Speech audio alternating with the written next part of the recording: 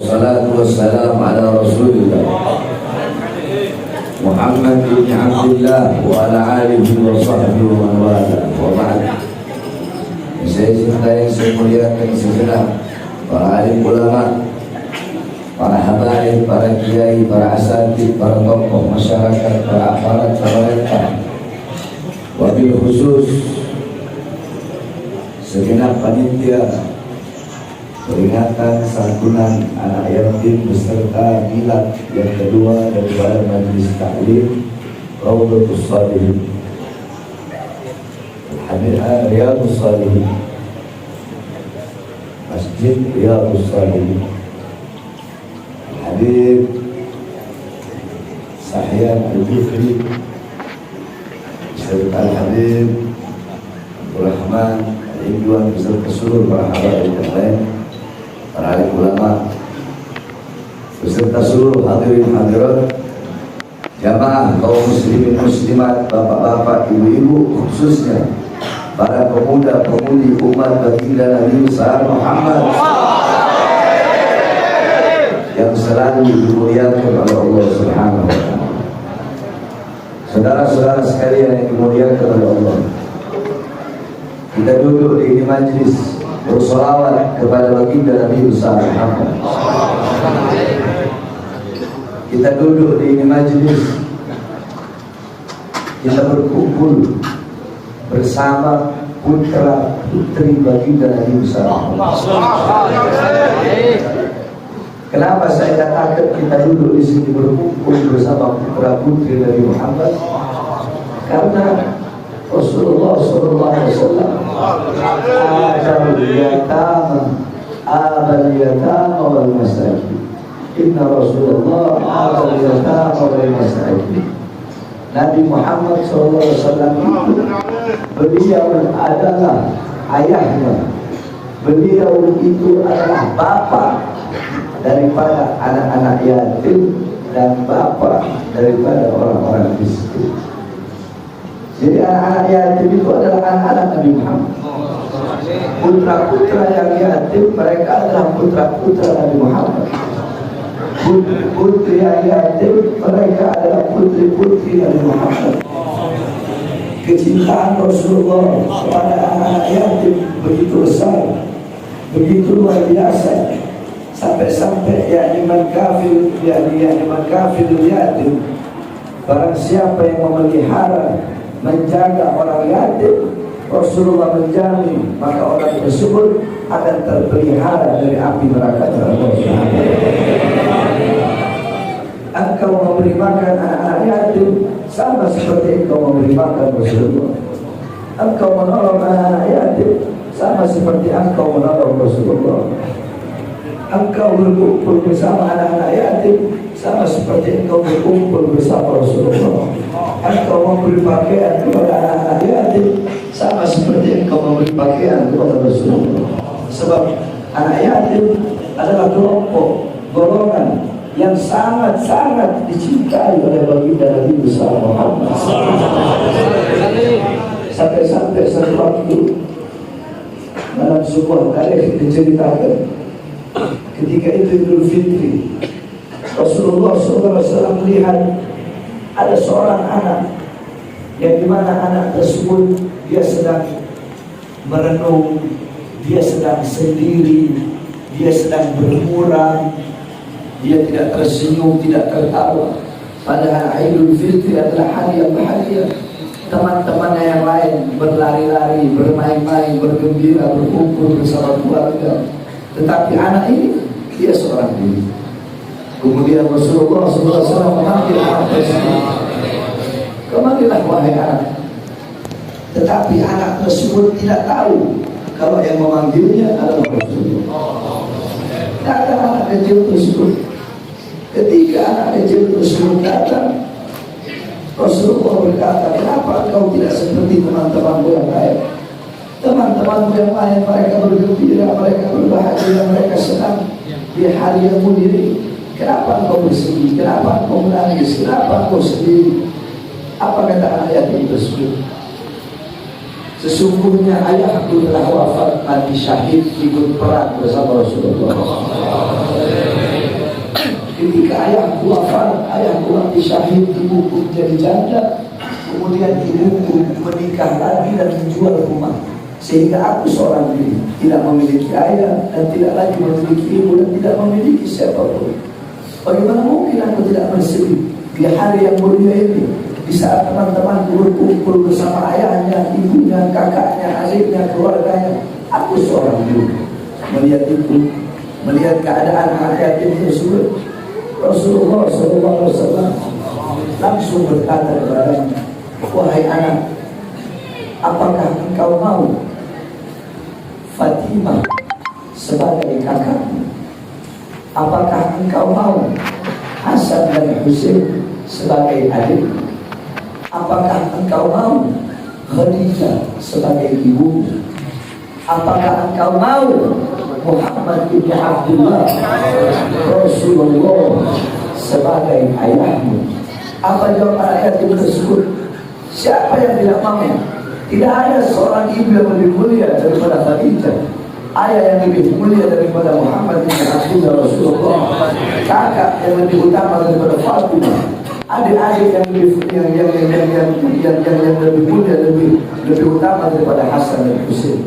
Rasulullah pun mengajak anak tersebut, dia pergi ke rumah Rasulullah. Rasulullah beri dia pakaian yang baru, Rasulullah beri dia makan. Setelah itu anak yatim tersebut kembali bersama teman-temannya.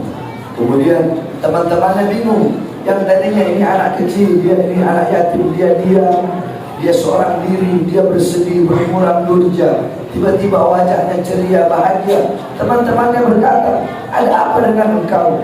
Tadi kau menyendiri, kau menangis, tadi kau bermurah durja, sekarang kau bahagia, kau senang, kau ceria. Apa kata anak yatim ini? Sungguh aku adalah anak yang paling beruntung. Sebab kenapa? Sebab aku memiliki ayah yang paling mulia. Siapa ayahmu? Rasulullah SAW. Aku memiliki ibu yang begitu mulia, yaitu Khadijatul Kubra yang telah menghabiskan hartanya untuk Islam. Aku memiliki kakak yang mulia, pemimpin wanita dunia dan akhirat, itu Sayyidatuna Fatimah Zahra. Aku memiliki adik yaitu Hasan dan Husain, di mana mereka berdua adalah Sayyid Syabab Ahlul Jannah. Mereka pemimpin pemuda di kelak di surga. Maka bagaimana mungkin aku tidak berbahagia? Lihat bagaimana kecintaan dan keprihatinan serta perhatian Rasulullah kepada anak-anak yatim. Maka golongan-golongan, kelompok-kelompok yang kelak di akhirat dekat dengan Rasulullah, kadar kedekatan engkau dengan Nabi, jarak jauh atau dekatnya engkau dengan Nabi di akhirat, itu menurut kadar kedekatanmu di dunia bersama golongan-golongan yang dicintai oleh Nabi. Jarak jauh atau dekatnya engkau kelak di akhirat dengan Nabi Muhammad, itu menurut jarak jauh atau dekatnya engkau di dunia dengan golongan-golongan yang dicintai oleh Nabi. Anak yatim, orang-orang fakir, orang miskin, para janda, mereka adalah golongan-golongan yang dicintai oleh Nabi Muhammad. Ketika di dunia engkau dekat dengan mereka, engkau menolong mereka, engkau memberi makan mereka, memberi pakaian mereka, di akhirat tidak diragukan engkau akan duduk berkumpul di bawah bendera baginda Nabi Musa. Dan ketika di dunia engkau jauh dari mereka, engkau tidak pernah memperdulikan mereka, engkau tidak mengeluarkan hartamu untuk mereka, kau biarkan mereka kelaparan, kau biarkan mereka telanjang, kau biarkan mereka terlantar, maka di akhirat engkau pun akan terlantar, engkau akan dibiarkan dan tidak akan dipandang oleh baginda Nabi Musa Muhammad. Oleh karenanya, saudara-saudara sekalian yang dimuliakan oleh Allah Subhanahu wa taala, mencintai anak-anak yatim yang dimana mereka adalah golongan yang dicintai oleh Rasulullah, ini adalah suatu akhlak, ini adalah suatu adab yang luar biasa. Oleh karenanya dijadikan acara pada malam hari ini santunan anak yatim bukan hanya pada saat-saat tertentu, tetapi mencintai anak yatim, membantu anak yatim kapanpun, dimanapun, setiap saat, bantu mereka. Sebab mereka adalah golongan-golongan yang dicintai oleh baginda Nabi besar Muhammad. Sampai engkau membiarkan mereka dalam keadaan lapar. Bahkan bukan hanya anak yatim, tetangga-tetanggamu, saudara-saudaramu, tetangga-tetangga samping rumahmu. Jangan biarkan mereka dalam keadaan kelaparan, dalam keadaan menderita, dalam keadaan kesusahan. Dijelaskan dalam kitab bahwasanya Allah Subhanahu wa taala berkata kepada Nabi Allah Yakub alaihissalam, "Wahai Yakub, tahukah engkau kenapa aku pisahkan engkau dengan anakmu Yusuf? Selama puluhan tahun engkau menangis sampai kedua matamu buta. Tahukah engkau perkara apa yang kamu lakukan sehingga aku pisahkan engkau dengan Yusuf?" Nabi Allah Yakub berkata, "Allahu Akbar, hanya Allah yang tahu. Jikalau engkau mengetahui sebab Allah memisahkan Nabi Yakub dengan Nabi Yusuf, maka pasti kau akan kaget. Kau tahu apa sebabnya?" Allah bilang, "Wahai Yakub, pernahkah, ingatkah engkau? Apakah kau ingat ketika itu engkau sedang memanggang sepotong daging kambing? Ketika engkau memanggang, engkau sedang memanggang daging kambing tersebut, aroma daripada daging kambingmu tercium oleh tetanggamu, sehingga tetanggamu ingin merasakan kambing yang kau makan tersebut, tetapi engkau tidak memberikan kepadanya. Karena mungkin kau tidak tahu, karena engkau membakar kambing, membakar kambing, memanggang kambing, sehingga tetangga di sebelahmu mencium, sehingga ada rasa ingin untuk memakannya. Karena itulah aku pisahkan engkau dengan anakmu Yusuf."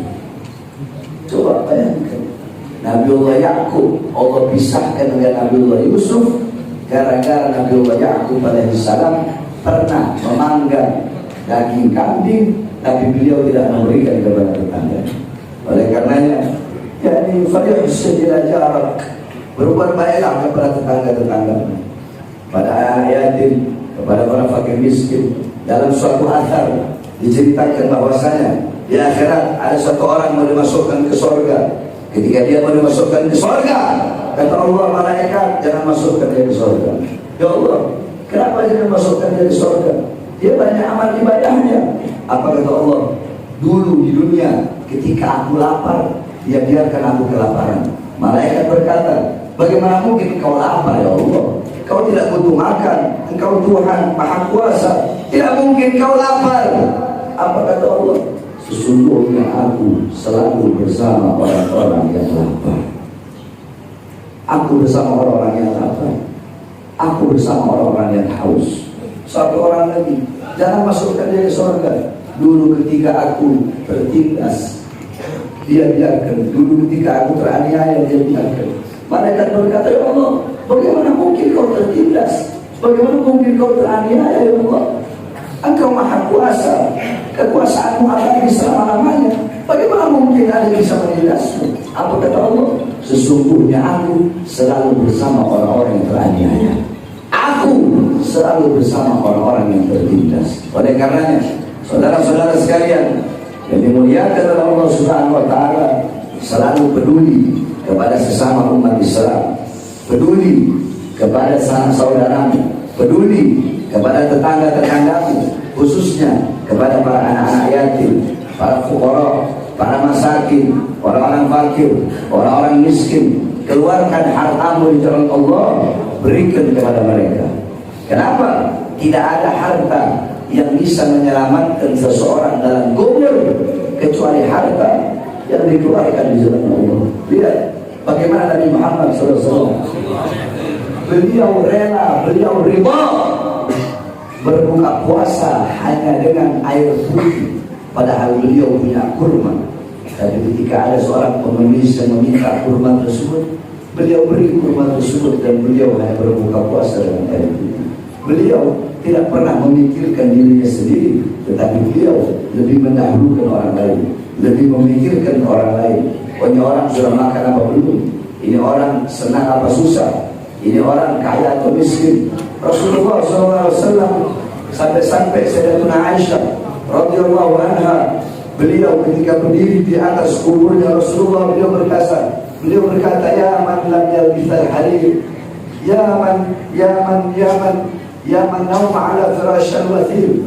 Wahai seorang manusia yang tidur di atas tikar yang kasar, wahai seorang manusia yang tidak pernah berpakaian sutra. Satu saat Rasulullah SAW pernah dibawakan semangkuk gandum, dibawakan oleh sahabat kepada Rasulullah, dibawa semangkuk gandum tersebut. Apa kata Rasulullah? Berikan gandum itu kepada Fatimah anakku, karena Fatimah sudah 3 hari 3 malam belum makan. Dibawa itu gandum kepada Sayyidatuna Fatimah. Ketika dibawa kepada Sayyidatuna Fatimah, apa kata Sayyidatuna Fatimah? Jangan kau beri gandum ini kepadaku, berikan gandum ini kepada ayahku, karena sudah 3 hari 3 malam ayahku tidak makan. Rasulullah SAW tidak pernah mementingkan dirinya sendiri, tetapi beliau lebih mementingkan orang lain. Beliau rela susah asalkan umatnya senang. Beliau rela hancur, rela binasa asalkan umatnya makmur, asalkan umatnya jaya. Inilah yang diajarkan oleh Rasulullah SAW sebagai seorang pemimpin, saudara-saudara. Oleh karenanya para pemimpin harus mengikuti sosok Nabi Muhammad SAW, mencintai para fakir, mencintai orang-orang miskin, mencintai orang-orang fakir, mencintai para anak yatim, mencintai para janda, mencintai umatnya, mencintai rakyatnya, mensejahterakan rakyatnya, memakmurkan rakyatnya, menghidupkan rakyatnya, bukan mencari hidup dari rakyat, bukan menyengsarakan rakyat, bukan melaratkan rakyat. Harusnya menghidupkan rakyat, bukan mencari hidup dari rakyat. Menghidupkan negara, bukan mencari hidup dari negara. Inilah yang diajarkan oleh baginda Nabi Muhammad sallallahu alaihi wasallam. Yang terakhir, hadirin sekalian yang dimuliakan oleh Allah Subhanahu wa taala. Sebenarnya saya ini lagi sakit. Saya tidak bisa hadir. Ada 2 tempat. Malam ini saya tidak bisa hadir sebenarnya. Cuma saya dapat laporan